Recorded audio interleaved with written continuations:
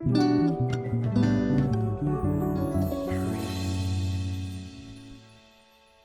guys, what's up? It's Marie. Welcome back to my YouTube channel. If you have acne prone skin, this video is for you. Or maybe you don't have acne prone skin, but you've been breaking out a lot ever since masks became a part of our daily routine. There's a high chance that you're experiencing maskne. Maskne, aka mask acne, happens when sweat, oil, and bacteria are trapped on your skin while wearing a mask. And it's legit the perfect environment for breakouts. So in today's video, I'm going to show you guys how to make a mask that's kind to your skin, as well as tips to avoid maskne. So let's get started. This is honestly just a regular mask, but what makes it different is a simple fix, which is to line the inside of the mask with soft material that is less abrasive against your skin, preferably silk or satin. The idea behind this is the same logic behind using silk or satin pillowcases. The softness of silk or satin eliminates that friction that your skin would get when it's rubbed against harsher fabric. How much more masks where your skin is legit enclosed by this fabric? So the heat plus the friction plus the sweat, the oil, bacteria, the least you can do is to eliminate that friction, and I'm going to show you guys how in this tutorial. So I'm starting off with the satin fabric, and I'm just going to fold it in half on its right side so that we can trace out the pattern on the wrong side of the fabric.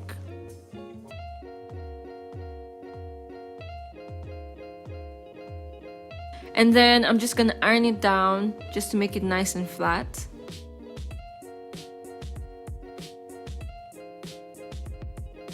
And then I'm just going to trace out the pattern with tailor's chalk. If you're interested in using this pattern, I will link it down in the description box. And if you prefer a more professional pattern with like the dimensions and everything, I will also link that down below. I'm also extending the ends of the mask by 2 inches just so that I have enough room for seam allowance when I'm tidying up the ends.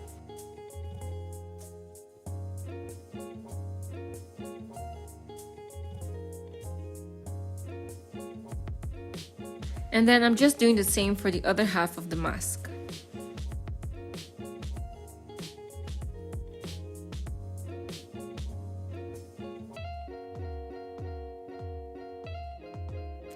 Next, I'm just going to sew along the front of the mask, which is the part that runs from your nose to your chin.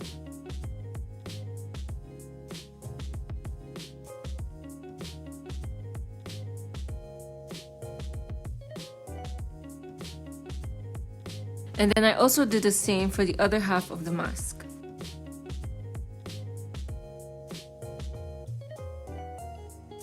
And now I'm just going to cut out the shape of the mask, which I traced out earlier with tailor's chalk.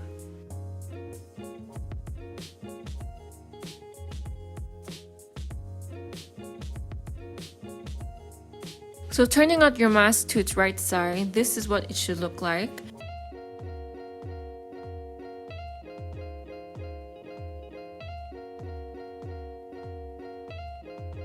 And now we're just going to sew the top and bottom of the mask. So placing both pieces of fabric together, I'm just aligning them right side to right side so that what you can see is the wrong side of the fabric.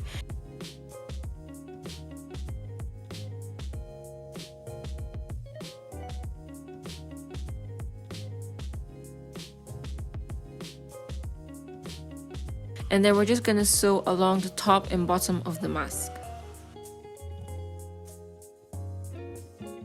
Because I'm so used to making these masks, I made a ton already.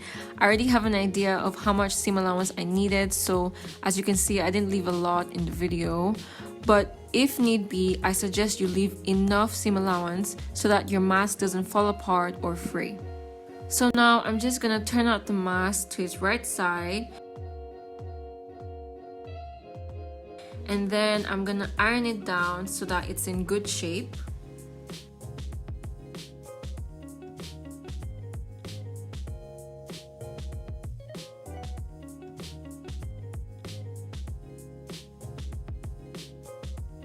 Now I'm just tidying up the ends, and I'm using the pattern I used earlier to mark where the mask should end, and I'll be folding the extended piece of fabric to that point.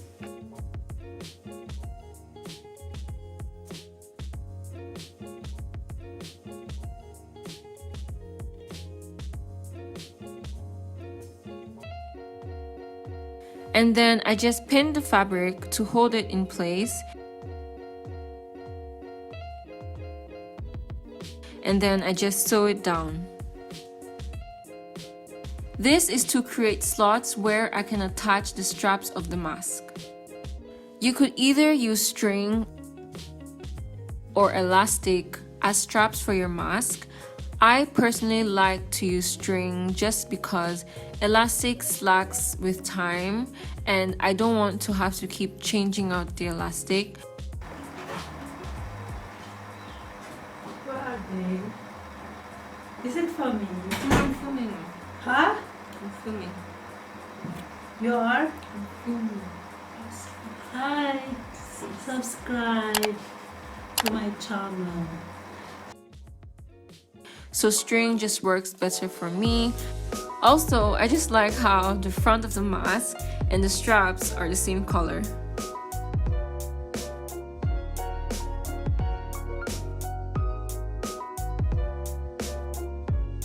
So this particular mask doesn't have a filter pocket, but if you guys want a tutorial on one, I'll leave a link down in the description box.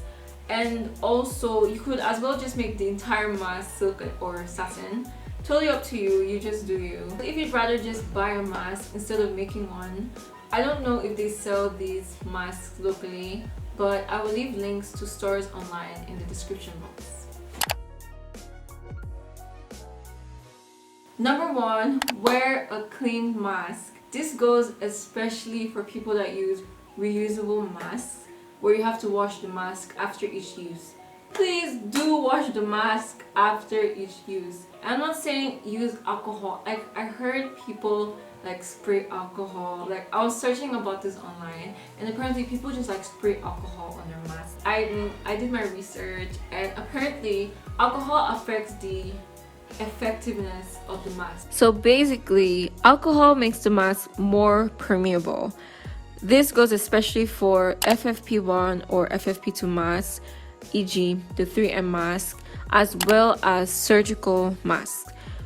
As for barrier masks, also known as the common fabric mask that most people use, if the mask comes with a filter pocket, so the ones where you actually have to put a mask filter on the inside, some filters are affected by alcohol, which makes them more permeable.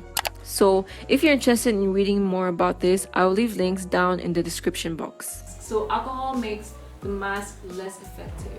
And honestly, just washing your mask with soap and water is so much more hygienic. So please just do that instead. The same way you would wash your hands with soap and water for 20 seconds, please wash your mask after each use with soap and water. Number 2, this goes especially for people with extra sensitive skin. Please be mindful of the type of soap you use to wash your mask because you may be allergic to the soap or might cause a reaction, whatever it is. I suggest you use hypoallergenic soap or detergent to wash your mask. Number 3, wear less makeup or no makeup at all because the extra product on your skin just creates an even more humid environment, which is the perfect breeding ground for breakouts. I also heard that people spray setting spray on the inside of their mask so that their makeup doesn't shift. Please do not do this. This just creates a damp environment on the inside of your mask, which is against your skin, and like I said earlier, the perfect breeding ground for bacteria and as a result, breakouts. And lastly, please wash your face as soon as possible. Once you get home, you're taking your mask off, wash your face. The same way you'd wash your hands as soon as you get home, wash your face as well, just so you're getting that bacteria off ASAP. And we've come to the end of the video. Thank you guys so much for watching. If you learned a thing or two, please give this video a thumbs up and please subscribe if you want more videos like this. And of course, follow me on my Instagram. I post a lot more there. And yeah, Thank you guys so much for watching once again. I'll see you guys in my next video. Bye!